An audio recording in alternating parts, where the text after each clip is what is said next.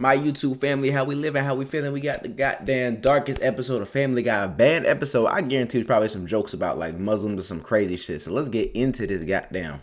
In the early 2000s, a literal cartoon war broke out. Writers of The Simpsons, South Park, King of the Hill, and Ren and Stimpy were all attacking Seth MacFarlane's Family Guy. But it's not hard to see why they were upset. Family Guy was successful by repeating the same lazy comedic formula over and over again for decades, leading to 9 Primetime Emmy Awards and even a Grammy nomination. With tensions at an all-time high against Family Guy, Seth MacFarlane finally decided to respond to the criticism. And as a result, he created one of the most controversial episodes in animation history. It was so bad that the Fox network refused to air it on live TV, and many lost respect for. Alright, here's the thing, bro. I ain't gonna lie, like, I think Family Guy definitely gets a little bit of unjustified hate, because I think Family Guy and American Dad are low-key hilarious. I like American Dad more than Family Guy, but, like, I think, yeah, I get it. I can see why somebody who's, like, a comedic writer would look at it and be like, yo, this is lazy writing, this is not, like, quality, I guess, compared to other shows and movies. Because I did like South Park more. I thought South Park was way funnier than both Family Guy and American Dad. I thought other shows were definitely funnier. But I think American Dad and Family Guy are still like, they're still classics, bro. Seth MacFarlane, you can't say they're not classics. What about South Park? They can go to hell. Seth MacFarlane had a dark sense of humor, and he wanted to push the boundaries in the animation industry. As a kid, he was obsessed with cartoons like the Flintstones and Woody Woodpecker. He would spend hours drawing and studying these classic animated shows. By the time he was 9, he was already publishing a weekly comic strip for his local newspaper. But unlike other aspiring animators who were writing kid-friendly cartoons, MacFarlane's humor was intentionally offensive. He wasn't interested in heartwarming stories. He wanted to stir the pot with edgy jokes. Did he get in any trouble for his drawing? Yeah. What kind of stuff? He was the cartoonist for the school paper, and the character in his cartoon is taking communion. The comment underneath said, "Could I have fries with that, please?" And Seth can still remember how a local priest reacted to that cartoon. Dear Seth, shame on you for insulting the Almighty God and those who love him. After studying animation at the Rhode Island School of Design, MacFarlane caught the attention of Hanna-Barbera Productions with his thesis film, Life of Larry. Is it too much for a kid to just call his parents if he's going to be out late? You know, I mean, you especially hear in that. a city like That's this. crazy. It ain't safe, you know, Lois? I mean, even in this apartment. I mean, some nut in his underpants could just walk in off the street, bang on the door, and demand God knows what. Sounds like a young Peter Griffin. Honey, I think we should move. During his time at Hanna-Barbera, he helped write and animate legendary cartoons like Johnny Bravo and Dexter's Laboratory. What? And while most animators work behind the scenes for years... I ain't never know he had his hand on that. Jesus, fucking Johnny Bravo. Oh my God. Wow, he looks like an interesting... That's an interesting smile, Seth. But that's crazy. I didn't know he had his hand in that. Those are definitely some legendary cartoons. That's what I'm trying to say. Give Seth MacFarlane his flowers, yo. I think that him as an individual is definitely a comedic genius. In terms of Family Guy and American Dad, I mean, maybe it's not genius, but, well, I don't know, man, because they're so iconic, bro. I don't know why, that's what I'm trying to say. It's hard to hate on those shows because they're literally so iconic in today's world. Before ever getting the opportunity to share their own projects, MacFarlane just kind of skipped the line. He pitched a crude, low-budget cartoon about a dysfunctional family featuring an alcoholic dad, a talking dog, and a violent baby to various networks, and Fox took a gamble on him. In 1999, Family Guy was born, making Seth MacFarlane the youngest showrunner in television history. But what nobody knew at the time was that this show would go on to change the animation landscape and make Seth one of the most hated men in the industry. Over the years, Family Guy has been called many things, from iconic to offensive, but if there's one word that keeps coming up, it's lazy. I enjoy Family Guy because it's something you can watch and laugh at without thinking. It has a formula, and that formula is easy to digest and laugh at without needing to pay attention. It's a good background show, something to listen to when doing something else. If you're going to expect a story, don't try to expect it from Family Guy. That's missing the point.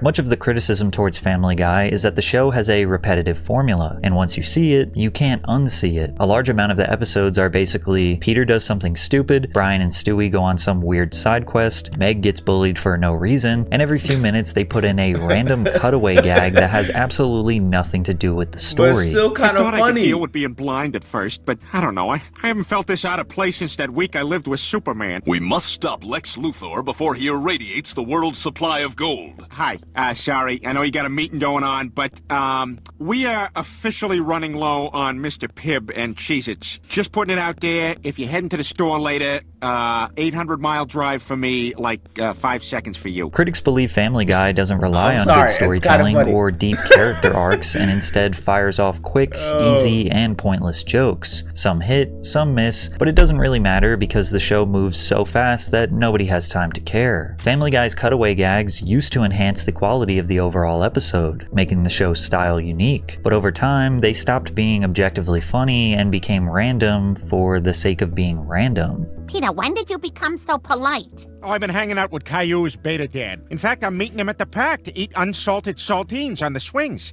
I feel like you're wearing what Rachel Maddow would wear to a pumpkin patch.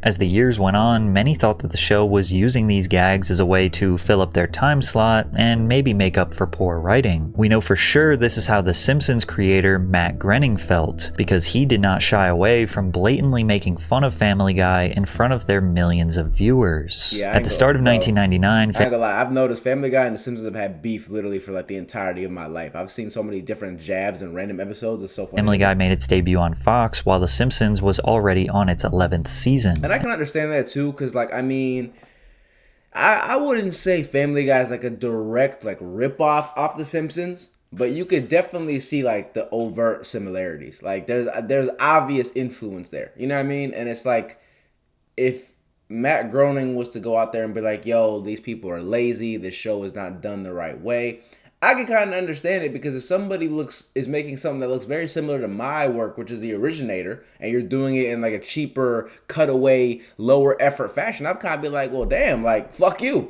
Immediately, you know? The two shows were competing for viewers on the same network, with Family Guy pulling similar numbers to The Simpsons. The Simpsons officially ignited the beef in the episode Treehouse of Horror. In the episode, Homer discovers how to clone himself, but his attempts were not perfect. Some of the clones came out looking off. As the camera pans across the field of cloned Homers, one of them looks like Peter Griffin. Seth MacFarlane realized that this was Groening accusing Peter Griffin of being a copy of Homer Simpson, and that accusation is not too far from the truth. It's not. The Simpsons pioneered adult animation in the mainstream, proving that animated shows could appeal to more than just kids and can oftentimes be edgy and controversial. And the genius behind the show was Matt Groening. Unlike Seth MacFarlane, who had a degree in animation, Matt Groening was just a self-taught hobbyist trying to make ends meet with his cartoons. In the late 70s, he was living in Los Angeles, barely scraping by, drawing and selling his own self-published magazine called Life in Hell. After his cartoon got the attention of Hollywood producer James Brooks, who produced talk shows and small TV shows, he asked Groening to make short animated skits for The Tracy Ullman Show, which resulted in Groening creating a batch of characters for these segments called The Simpsons. Here we have Bart Simpson, the young lad who captured the notorious candy store bandit.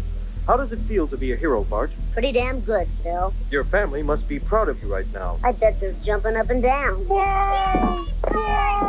What started out as shorts on a sketch comedy show in 1987 quickly turned into a full-length series by 1989. And from the moment it premiered, it was an instant cultural sensation. The Simpsons wasn't just another cartoon, it was the cartoon. The show took the classic family sitcom formula seen in popular shows like The Cosby Show and flipped it on its head. Instead of a picture-perfect suburban family, you had Homer, who is a beer-drinking, insane father that often physically abuses his son. Marge is a tired mother constantly trying to hold the family together. Bart is a preteen-aged menace that lives to cause chaos. Lisa is a misunderstood genius in a messed-up family. And Maggie is a baby who doesn't talk too much but has a lot of personality. And not to mention the people of Springfield, which is filled with seemingly an endless list of side characters that fans would slowly get to know over the years, such as Ned Flanders, Krusty the Clown, Sideshow Bob, Snake, Professor Frink, and so many others. What made The Simpsons revolutionary was how it could go from making fun of politics and pop culture to having genuine interactions that made the characters feel real. Like, these weren't just wacky cartoon characters, they represented people that you knew in your real life. It wasn't just about gag humor, it was about telling great stories that happened to be hilarious, and it worked. By the early 90s, The Simpsons was the most watched show on television, with viewership peaking at 15 to 20 million viewers per episode. Family Guy, on the other hand, was canceled twice in its first 3 seasons, probably because many people felt it was the inferior copy of The Simpsons. However, they came back stronger than ever due to massive DVD sales and high ratings on reruns. The senior vice president of Fox Home Entertainment said, Family Guy had proved an unexpected success on DVD as well. The first boxed set of episodes has sold 1.55 million, ranking number 3 among television shows behind the first season of The Simpsons on Fox and Chappelle's Show on Comedy Central. After the show came back on air in 2005, it dominated, with the 4th season averaging 7.9 million viewers per episode, which at the time was more than twice as many viewers as South Park. And looking back on season 4, it's easy to see why it performed so well. South Park's still better. He takes the beam. The spectators hold their breath, as Stewie Griffin is America's last hope to take home the gold.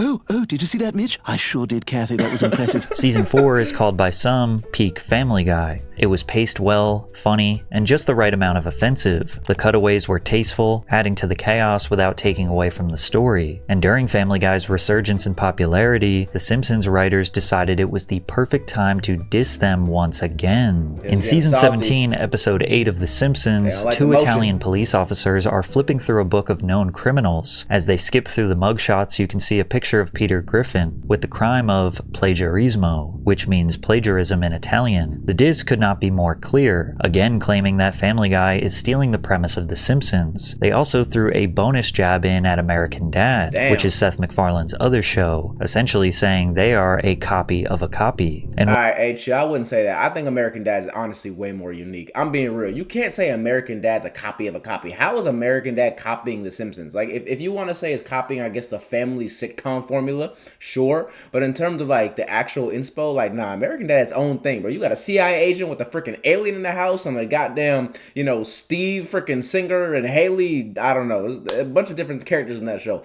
I think it's very different. Family Guy, we can have a conversation, but the American Dad is definitely a lot more. While these jabs feel like The Simpsons play fighting with Family Guy, South Park came out of nowhere and dropped an absolute bomb on them. A diss that was so brutal that multiple writers in the animation industry personally thanked them for attacking MacFarlane. I remember Matt this. Stone and Trey Parker were just 2 film school kids from the University of Colorado who couldn't care less about what other people thought of their humor. They both believed that comedy could be as offensive and brutally honest as possible while also having a great story. In 1992, Matt and Trey met on the set of a student project. To pass time in between takes, they would do voices for each other trying to make the other one laugh, and they instantly became best friends. You do eating sounds? Oh yeah. That's a cuttlefish and that's a cuttlefish and asparagus is not distinct well. I remember that episode so well, bro. A cuttlefish and asparagus. Oh my god, bro. Yo, I'm just saying right now, I think South Park is better than all these shows. I grew up watching that shit and my mom hated it every time. I would have to literally sneak watching in my room as a kid because I wasn't allowed to until a certain age. Literally, I think South Park is better than The Simpsons, it's better than Family Guy, American Dad, all that shit. South Park is the GOAT. I will say that right now. Oh no! Cuttlefish is about to come out of my oh, here it comes! Oh, it's going to be a rot! Hold on, Kaiser! I believe in you! At the end of every semester, the film department put on a student screening, and since it was right before Christmas, they needed something Christmassy. So Matt and Trey decided to use construction paper cutouts to animate characters and make their first short together called Jesus vs. Frosty, which would lay the foundation for what we now know as South Park. After college, both Matt and Trey moved to LA, where they would meet Fox executive Brian Graydon at a screening of their indie film, Cannibal the Musical. Brian loved their style so much he decided to help spread their work around the industry. After some back and forth negotiations with companies like Fox and MTV, Comedy Central decided to greenlight the first episode of South Park. Although it is still in the adult animation genre, South Park takes a different approach than Family Guy and The Simpsons. South Park is all about creativity and unpredictability. One week, the elementary-aged kids are dealing with normal school drama, and the next, they're fighting a war against gnomes stealing people's underwear. And yet, that's still not even the craziest situation these kids have gotten into. I gotta watch Do you South like Park it? again, bro. Do you like it, Scott? I love this call show it so much. Mr. and Mrs. Tenorman chili.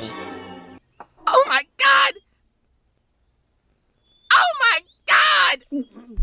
I remember the episode. Yeah. I made you eat your parents. South Park instantly turned Comedy Central from a struggling cable network to a network powerhouse. Bro, like, I'm telling you, man, like, I'm getting reminiscent right now, dog. Because, like, I actually haven't seen South Park in, like, quite some time.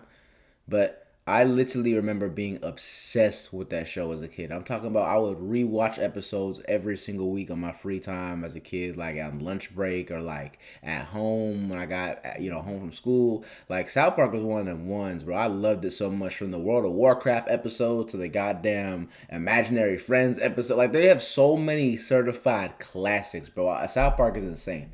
Pulling in between 3.1 and 5.5 million viewers per episode. By season 2, it was breaking records. On April 22nd, 1998, the episode Cartman's Mom is Still a Dirty pulled in 6.2 million viewers, making it the highest rated non-sports show in cable history at the time. To put it into perspective, 8 of the 10 most watched shows on cable that spring were South Park episodes. In just over 1 year, Trey Parker and Matt Stone took over cable TV. They also developed a seething hatred for Family Guy. When asked about how he feels about Seth MacFarlane's empire, Trey Parker said, "There's more and more stuff every day finding its way onto American television that I think is really great. But then you get this bubblegum shit that's just like by the book, what we call 9 to 5 comedy writers. They mostly have families and kids, and that's the most important thing. And then they go into work and write comedy, and when it's 5 o'clock, it's time to go. Damn. It's gag humor. And gag humor drives us crazy, where it's just like, here's a gag, here's a gag. It's got nothing to do with what's going on in the show, just like, here's a gag." And anyone who writes comedy knows that that is the very easiest, simplest thing to do, and you don't really need any talent to do it. You just need to learn the craft and do it. Similar frustrations were expressed by John Kricfalusi, the creator of the iconic cartoon Ren and Stimpy. If you're a kid wanting to be a cartoonist today, and you're looking at Family Guy, you don't have to aim very high. You can draw Family Guy when you're 10 years old. You don't have to get any better than that to become a professional cartoonist. The standards are extremely low. Tensions in the animation industry were at an all-time high, with more people speaking out against Family Guy than ever. So in 2006, Matt and Trey decided to escalate the tension to a full-blown war. South Park released a 2-part episode titled Cartoon Wars. In the episode, Cartman really wants to sabotage Family Guy because he hates their lazy gag writing. As Cartman arrives to the Fox Network writing room, he is shocked to learn that Family Guy is written by manatees who pick random idea balls from a tank. Each ball contains a verb, noun, or pop culture reference, which the manatees choose an idea ball and swim it over to the joke combine. South Park essentially proves how formulaic and ridiculous Family Guy jokes are by assembling 5 idea balls that say laundry, date, winning, Mexico, Gary Coleman. Peter, you didn't do the laundry today. You think that's bad? Remember the time I won a date to Mexico with Gary Coleman? ¿Qué pasa, señores? What you talking about, Willis? When this episode released, millions of people around the world witnessed South Park brutally minimize Family Guy's value to the entertainment industry. And it turns out, Matt Stone and Trey Parker were not the only ones in the industry who hated Family Guy. After the first part aired, we got calls from people at The Simpsons saying thank you, because they actually hate Family Guy more than we do, even though they won't say it. And then we got calls from people that work on King of the Hill saying, they said, quote, "You're doing God's work by ripping on Family Guy." That's and like, because Family Guy is kind of this, it's like the Justin Timberlake thing. It's like when you're a musician and you're doing your stuff and you're working hard and you're trying to do art, and then Justin Timberlake comes along and just rakes in all the cash and everyone thinks he's awesome. You're like, dude, come on, that's not that good. What we doing here? What we dissing Justin Timberlake for? Prime Justin Timberlake, early to 2000s when he was working with Pharrell? We don't diss that. If I don't know where, look, he was a spot on with everything he was saying, but the minute he got on Justin Timberlake, he lost his damn mind. I'm sorry, that brother had classics. At this point, MacFarlane never really responded to the jabs and criticism towards his show, but this attack was too big to ignore. Ironically, he didn't fire back at South Park. Instead, he shifted his anger towards his original haters, The Simpsons. That's crazy. However, many believe he took it too far, and this joke nearly destroyed his reputation forever. In a 2007 Family Guy episode titled Moving Out, at the bottom of the screen appears a bumper for The Simpsons, with a miniature Marge waving to the audience. audience. Because both shows air on Fox, this could have easily been mistaken for a genuine promo. Then miniature Quagmire runs over and attempts to essay Marge. She fights him off and dashes off screen, but then Quagmire, with his pants around his ankles, chases after her. Then it cuts to a shot outside of the Simpsons' home where we can hear Marge and Quagmire having sex in the parents' bedroom. Homer then walks in, catching them, shocked. And from there, you can hear Quagmire shoot and kill the entire Simpsons family. Oh my god! Oh my god! You shot my homie! I'm calling the police! So, Simpsons R-word and murder. Yeah, that got dark real fast. This scene was so brutal, it actually never made it to live TV. The only reason we ever got to see this scene was because it was included in the Family Guy DVD box set. Also on the DVD, Seth MacFarlane does a director's commentary where he discusses this specific scene, doubling down that he feels this joke was not too far and it should have been aired. I'm not going to be diplomatic.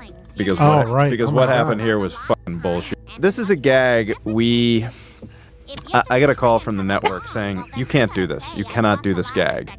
And with The Simpsons, and I said, why not? They've made fun of Family Guy like 5 times, which they're entitled to do. I mean, they make fun of everyone, and so do we. So what's why can't we take a little shot at them? And they said, well, because we want to end the feud.